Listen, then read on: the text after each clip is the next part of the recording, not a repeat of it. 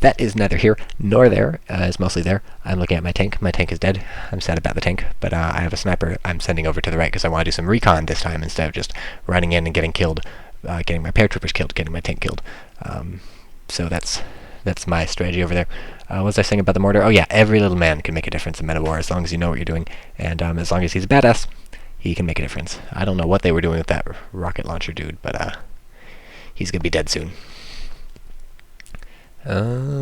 What else? Well, someone's lagging, so I zoom in on this mortar shell. Everything in the game is modeled. That is a 3D mortar shell, and if you pick up a shell from the mortar and drop it on the ground without launching it, it'll look exactly like that. And you can shoot it and it'll explode, which I'm not sure if that happens in real life. I think it probably does. Munitions are a dangerous, dangerous thing. But of course that mortar has been recrewed by him because I did not manage to throw my AT grenade at the mortar and destroy it. It's just able to be picked up by whoever wants to pick it up. And that's my sniper, I believe, crawling. Oh no, that's not my sniper, that's a scout. I'm controlling my sniper right now. That was an enemy scout trying to kill. But that didn't work at all. So you see my sniper, he gets this little circle of vision. He can use his scope to look into the fog of war and spot enemy infantry. Right now he's shooting at him. When you direct control, you can just use him to spot, and that's what I'm doing. You see this red circle filling up. The sniper will do that on his own when he's aiming at people. When the red circle finishes, he'll fire, and that's pretty much a guaranteed hit. But you can also do that in direct control. If you aim at someone, the circle will fill up while you're aiming, and then it'll fire. So you see how I was scouting for this flame thing that my ally sent in, so I was trying to show him where all the infantry was.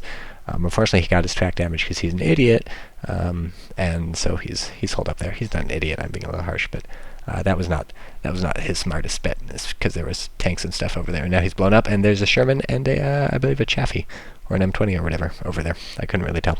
It's blurry. YouTube quality. I would record in supervision, but my monitor is not a widescreen monitor, so it only gets so high, and it's not worth whatever. Blah blah blah blah blah blah. And yeah, at this point we're winning just because we pushed farther forward than they have, and they're not able to fight back. We have a pretty good mix of tanks and infantry. I think you see I've gone completely infantry the entire game. I bought one tank and one vehicle so far, and that's mostly how I roll. You can see I'm looking through all these tanks trying to choose what I want to buy. I'm not sure if I eventually settle on a tank or if I just buy more infantry. Yep, I'm like assault infantry, because I'm an infantryman. You saw that guy take out those mortars. You saw what infantry can do. But yeah, we have a Sherman flanking us, and so that's something I'll leave to my allies, because that's kind of where they are. I spawn in the middle, my allies spawn on the right, and I believe Lollybow's on the left, so things are going to start collapsing on the left pretty soon. Because like I said, AFK, but that Sherman's track is damaged, so he's in trouble.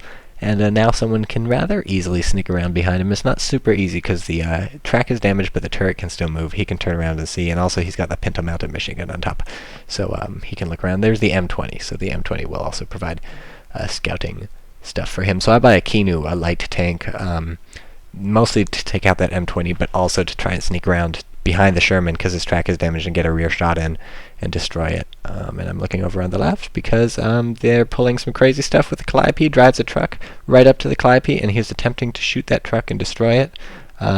Gave up, jumped out of the truck. I can't remember what he was trying to do, but it didn't work.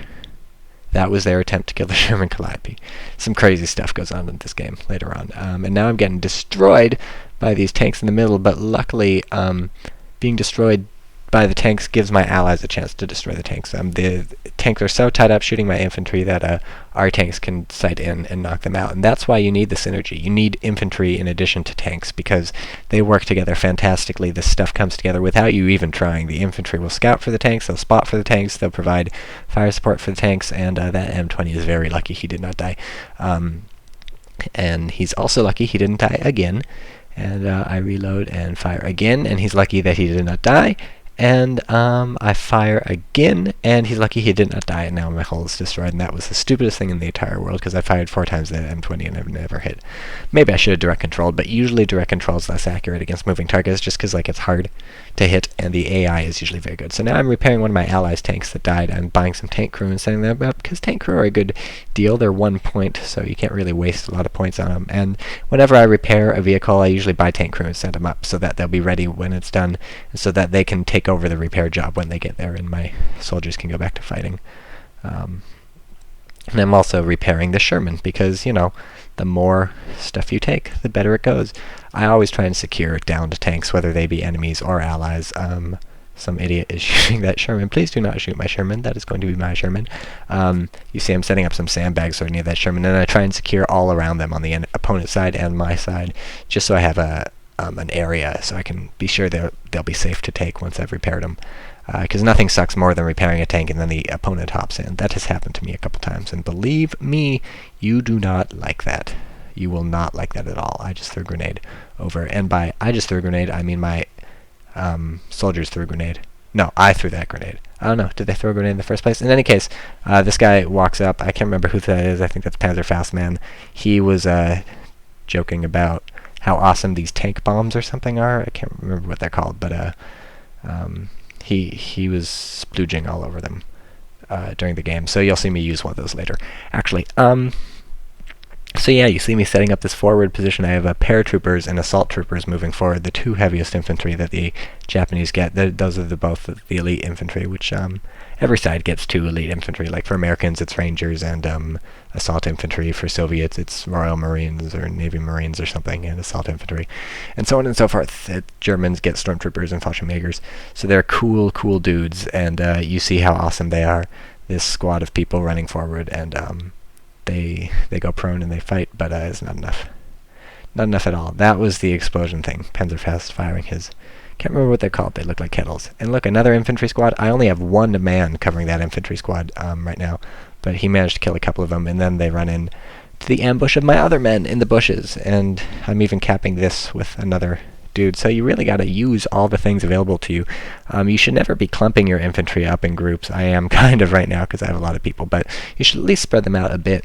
And the thing when you spread them out a lot like that, then it's natural just to go from there to using them all as individuals, because they're already split up, and you just naturally gravitate towards the guy who is most usable, most apt in each specific situation. So if they're all in different bushes, you just tend to pick the guy in the correct bush for the correct job, and it lets you fully utilize all the assets that are available to your soldiers, especially when you're buying something like assault infantry or paratroopers, or even submachine gunners, who they each have an anti-tank grenade. It's often hard to get the most that you can out of all those people because they come with so much gear. But if you split them all up, then it's just like whenever you need the gear, you click on the nearest guy, use up all his gear, and when he's done, he's either probably dead, or you can move him backwards and move up another assault dude.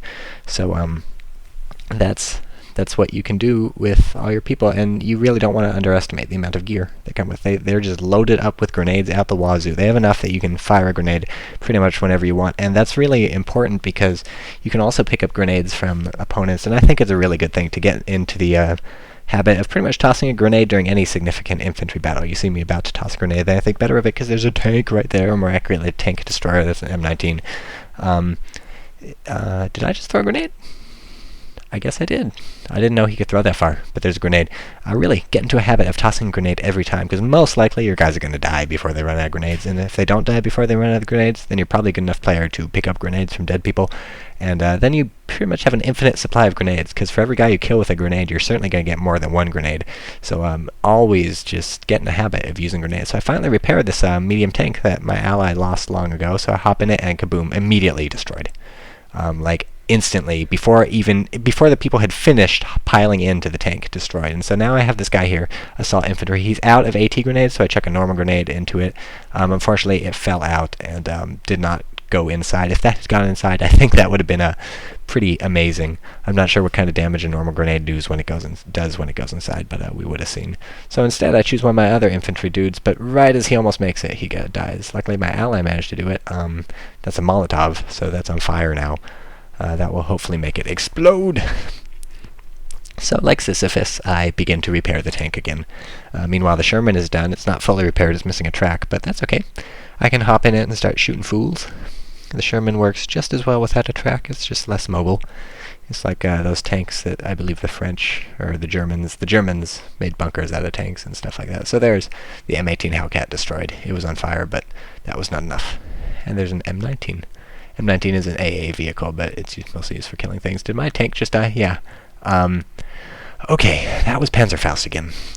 If you're keeping track, he's run over my rocket launcher man, he's killed my Sherman, and maybe he'll do some more stuff later.